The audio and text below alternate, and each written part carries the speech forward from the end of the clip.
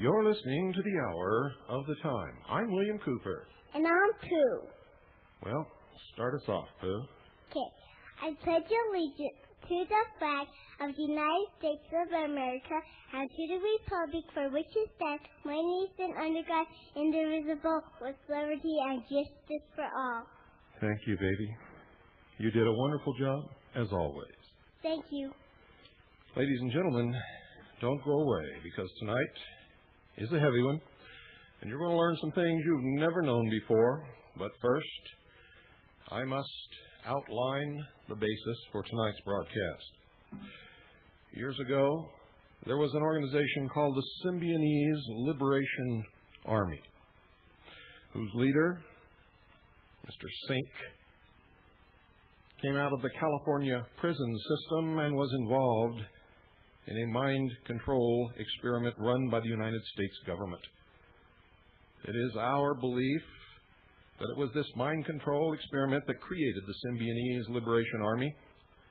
And if you will remember, the last remaining members of that organization died in a fire set by the police, and they disappeared from history.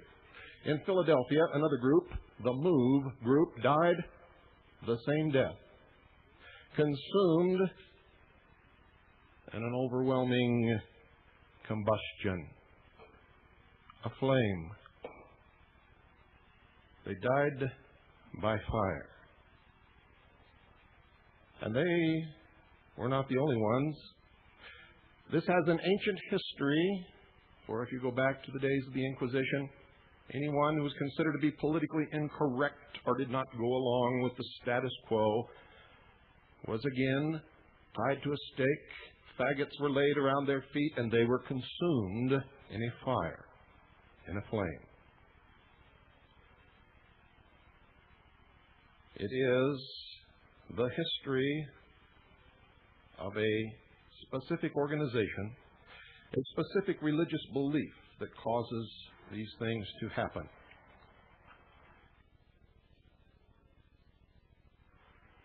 Not long ago, in a town in Waco, Texas, a church known as the Branch Davidians were again consumed by the flame, burned in the fire. In this hidden religion, they believe that all things in nature are renewed by fire. Their enemies are cleansed and cannot come back to get them. It is known to us as the Waco Massacre.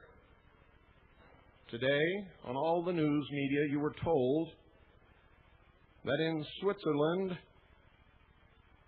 a religious cult led by a man who called himself the Messiah, or Jesus, committed mass suicide. Would like to notify you, just so you don't get confused from this broadcast, folks, that this is a rerun. This is a rerun from October the 5th, 1994. It is tape number 454 in our catalog.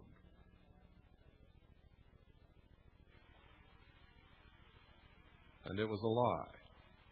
You're going to learn the truth now, and then during the rest of this hour, I'm going to reveal to you this mystery religion. I'm going to tell you who these people are, who do these things, eliminate their enemies, and burn them, consume them in the flame, the fire.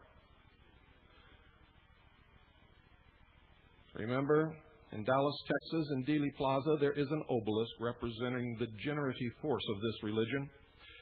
On the top of this obelisk is a flame. A flame. On the grave of John F. Kennedy burns an eternal flame put there in mockery by those who murdered him in a temple of the sun. On Elm Street, he was the sacrificed king. And in Chieri, Switzerland, police, late last night, which was day there, found 48 bodies after fires in 2 Swiss villages linked to a Canadian-based religion led by a charismatic doctor who was said to have portrayed himself as a new Christ. Does this sound familiar? 22 of the bodies, many clad in black and red cloaks, which is the color of the mystery school, Freemasonry, black and red cloaks and with bullet wounds to the head, were found in a hidden basement under a barn in Chieri, a farming community in western Switzerland. They did not commit suicide. Another body, that of a 73-year-old Geneva man who had rented the buildings 4 years ago, lay in a nearby farmhouse with a plastic bag over his head. He had also been shot execution style. In the alpine mountainside hamlet of Granges sur Salvan, 100 miles to the south, firemen pulled 25 corpses from the smoldering ruins of 2 chalets, and a police spokesman said it was feared more bodies were in another house still burning. A local official and fireman who was among the first to find the Chieri bodies said some were in a secret chapel, apparently set up by members of this religion, whom they say called themselves, and I quote, the Order of the Solar Temple, end quote, headed by the homeopathic doctor Luc Jaurès, 46, of Canada. Police said Jaurès was also the owner of 2 of the chalets at Granges.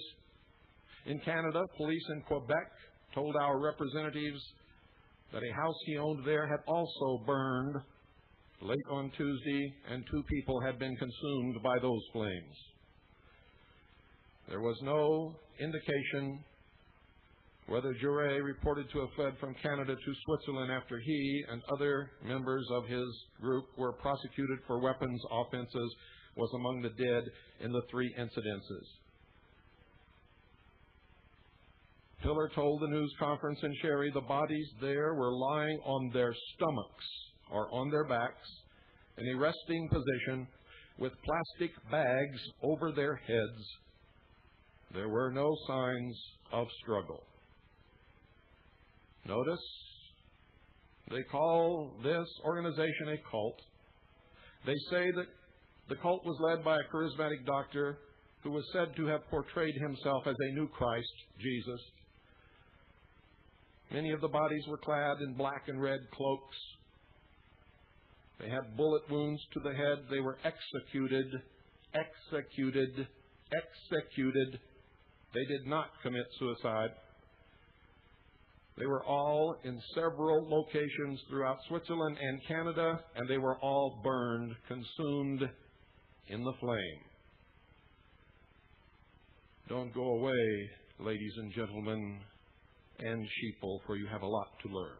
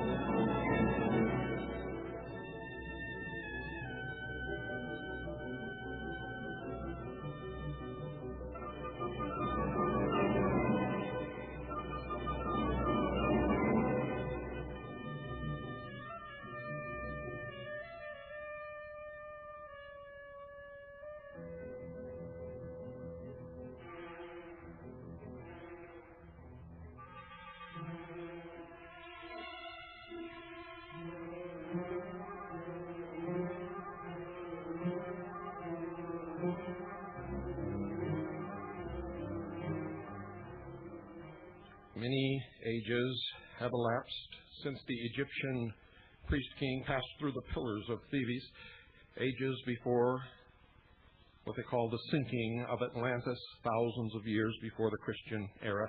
Egypt was a land, they say, of great truths. It was certainly the land of the mysteries. The hand of the great white brotherhood was held out to the empire of the Nile, and the passages of the ancient pyramid resounded with the chants of the initiates. Yes, for they were never built as tombs, but temples of initiation, and it was then that the Pharaoh, now called half human and half divine, reigned in ancient Egypt. Pharaoh is the Egyptian word for king. Many of the later pharaohs were degenerate and of little account. It is only early pharaohs we now list among the priest kings. Try to picture for a moment the great hall of Luxor, or, if you will, the Luxor Hotel in Las Vegas, Nevada. The great hall of Luxor, its inscriptive columns holding up domes of solid granite, each column carved with the histories of the gods. There, at the upper end of the chamber, sat the Pharaoh of the Nile in his robes of state, around him his counselors, chief among them the priest of the temple. An imposing spectacle it was, the gigantic frame of the later Atlantean, robed in gold and priceless jewels, on his head the crown of the north and south, the double empire of the ancients, on his forehead the coiled serpent of the initiate. The serpent which was raised in the wilderness, that all who looked upon it might live. This Urias represented the sleeping serpent power in man, which coiled head downward around the tree of life, drove him from the garden of the Lord, but which raised upon the cross became the symbol of the Christ in the mysteries. The Pharaoh was an initiate of Scorpio. Scorpio. Another word for Scorpio in the mysteries is Lucifer, and the serpent is the transmuted Scorpio energy, which, working upward in the regenerated individual, is called the Kundalini. The Kundalini. The serpent was the sign of initiation. It meant that within him the serpent had been raised. For the true Pharaoh was a priest of God. Which God you will discover as we go. As well as a master of men, he sat upon the cube altar throne, indicating his mastery over the four elements of his physical body, a judge of the living and of the dead. In spite of all his power and glory and the grandeur of the world's greatest empire, still he bowed in humble supplication to the will of the gods, plural. In his hand he carried the triple scepter of the Nile, the flail or whip, the shepherd's crook, and the Anubis-headed staff. These were the symbols of his work. They represented the powers which he had mastered. With the whip, he had subjugated his physical body. With the shepherd's crook, he was the guardian and keeper of his emotional body. With the Anubis-headed staff, he was master of his mind and worthy to wield the powers of government over others, because first of all, he obeyed the laws himself. With all his robes of state, with the scarab upon his breast, and with the all-seeing eye above his throne, there was still nothing as precious or as sacred to the ancient Egyptian priest-king as the triangular girdle or apron, which was the symbol of his initiation, the apron which is still worn in the lodges of the Sons of Light, the Freemasons, the Freemasons. The apron of the ancient Egyptian carried with it the same symbolism as the Masonic apron of today. It symbolized the purification of the body. When the seat of the lower emotions, Scorpio, was covered by the white sheepskin of purification, this symbol of his purification was the most precious belonging of the ancient Pharaoh. And this plain insignia, worn by many others below him in rank and dignity, but equal to him in spiritual purification, was the most precious of all things to the priest-king. There he sat enthroned, adorned with the symbols of his purification and mastery, a wise king over a wise people. And it was through these priest-kings that the divine worked, for they were the order of Melchizedek. Through them was formulated that doctrine which degeneracy has not been able entirely to obliterate, which we know as the divine right of kings. Divine because through spirituality and growth, God was able to manifest through them. They were conscious instruments in the hands of a ready ruler, willing and proud to do the work of those with whom, through knowledge and truth, they had attuned themselves.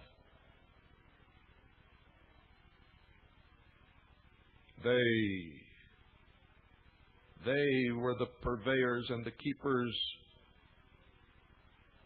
of the fruit of the tree of knowledge. They were the Gnostics, the knowers of good and evil. But the time came, as in all nations, when selfishness and egotism entered the heart of king and people alike, and slowly the hand of the great white brotherhood that it had fed ancient Egypt was withdrawn, and the powers of darkness transformed the land of glory into one of ruins, and the names of mighty kings were buried beneath the oblivion. Mighty cataclysms shook the world, and out of the land of darkness the great white brotherhood led the faithful few into the promised land. Egypt, the land of glory, disintegrated into dust. The great temples of the pharaohs are ruins, and the temples of Isis are but broken heaps of sandstone. But what of the priest kings who labored there in the days of its glory? Well, ladies and gentlemen, they are still with us, for those who were leaders before are leaders now, if they have continued to walk the path.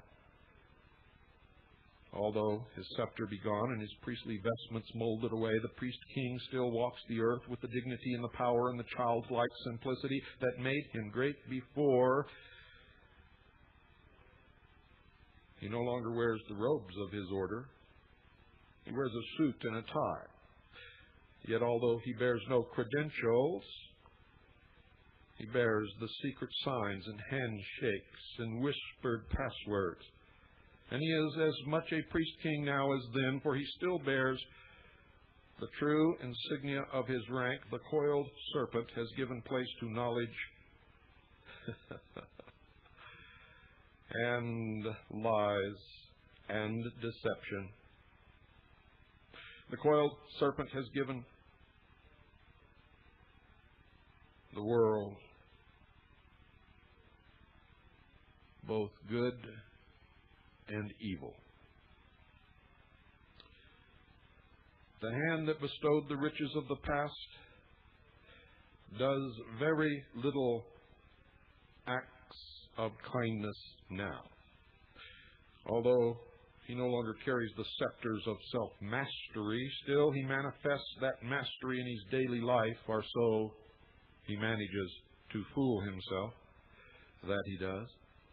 And although the altar fires within the temple of Karnak have long been dead, the true fire still burns, and before it he still bows as he bowed in the days of Egypt's glory.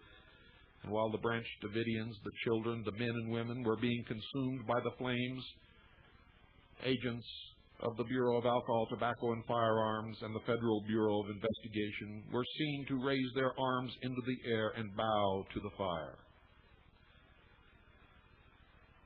Although the priest is no longer his counselor and the wise ones of his country no longer aid him in problems of state, still he is never alone, for the priests in white and the counselors in blue still march with him and whisper words of strength when he needs them. And there are always the hollow, sacred, secretive, secure halls of the lodge.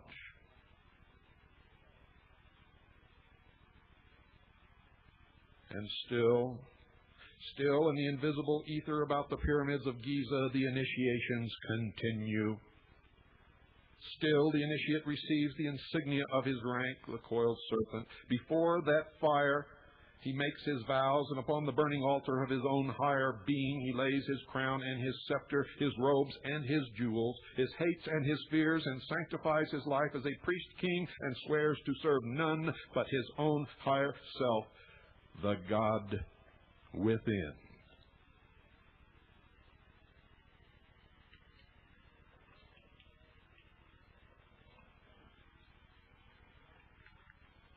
The initiates of the flame. He who lives the life shall know the doctrine.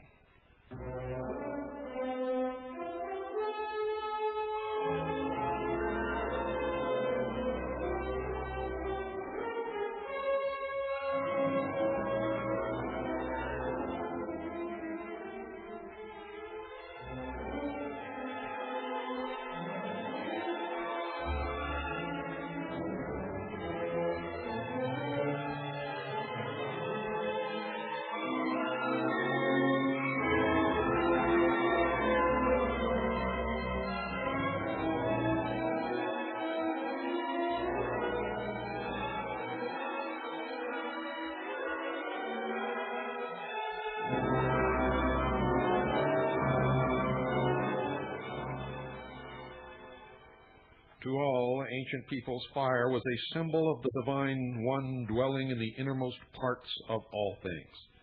Robert Flood, a Rosicrucian mystic, writing in the 17th century, declared that the fire of the philosophers was divided into three parts. First, a visible fire, which is the source of physical light and heat. Second, an invisible or astral fire, which enlightens and warms the soul. Third, a spiritual or divine fire, which in the universe is known as God and in man as Spirit. The initiates who took their oaths in the presence of the flame renounced the lesser concerns of ordinary life and freed from the attachments of this material sphere, these purified souls became custodians of that symbolic flame of wisdom, which they say is the true light of the world. This light is a manifestation of what they call the one universal life, that active agent whose impulses are the cause of all sidereal phenomena. Where in antiquity this flame of light, this spirit fire, was the object of a universal adoration and was worshipped as the very presence of God himself, it now lies buried beneath the ruins of man's fallen temple. Obscured by the paramount interests of the flesh, it emits but the faintest gleam in this non-philosophic age, except hidden behind the veil of the mysteries, practiced in secret in the depths of the night in the lodge, carried in symbolism and mystery throughout the world. The great white brotherhood, I can assure you, lives and is in control. Few realize that even at the present stage of civilization in this world, there are souls who, like the priests of the ancient temples, walk the earth and watch and guard the sacred fires that burn upon the altar of humanity. They call themselves purified ones. They are who have renounced the life of this sphere in order to guard and protect the flame, that spiritual principle in man now hidden beneath the ruins of his fallen temple. And all this symbolic mumbo-jumbo means is secular humanism, the concept that man himself is God. You see, they not only lie to you, they not only deceive you, they not only manipulate you, but they lie to themselves, they deceive themselves, and they manipulate those below them. And as we think of the nations that are past, of Greece and Rome and the grandeur that was surely Egypt's, we sigh as we recall the story of their fall, and we watch the nations of today, not knowing which will be the next to draw its shroud around itself and join that great ghostly file of peoples that are dead. But everywhere, even in the rise and fall of nations, we see through the haze of materiality, justice. Everywhere we see reward not of man, but of the invincible one, the eternal flame. The eternal flame that burns in mockery upon the grave of our fallen President, John F. Kennedy. the eternal flame that stands atop the obelisk in Dealey Plaza, the fire that burns on the sacred altar of Cosmos, that great fire which is called the never-dying Spirit of God, the Son, spelled S-U-N, lest there be any fools listening. If we turn again to the races now dead, we shall, if we look, find the cause of their destruction.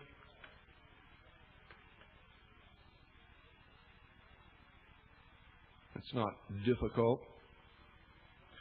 It was a loss of morality, the disintegration of the family, the proliferation of greed, selfishness amongst those who were supposed to serve the government or the public.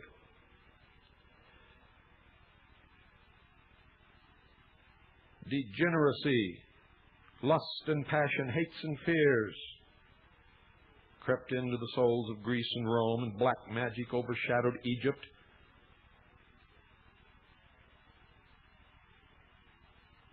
A mighty nation died, buried beneath the dead ashes of its own spiritual fire. But the flame did not die. The flame has never died, like spirit, of which it is the essence. It cannot die, because to the mysteries it is life, and life cannot cease to be.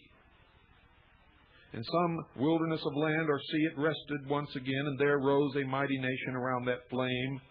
So history goes on through the ages. As long as people are true to the flame, it remains. And when they cease to nourish it with their lives, it goes on to other lands and other worlds. Those who worship this flame are now called heathens, and this is why they hate Christians. Christians call them heathens. Little do they realize that they are heathen themselves. And I'm talking about those who call these heathens.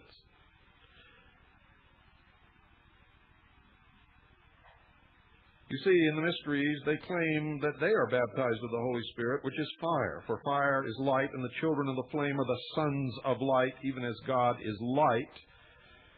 However, ladies and gentlemen, however much it sounds as if they believe the same as you, this, again, is a metaphor for the esoteric truth of what they really believe.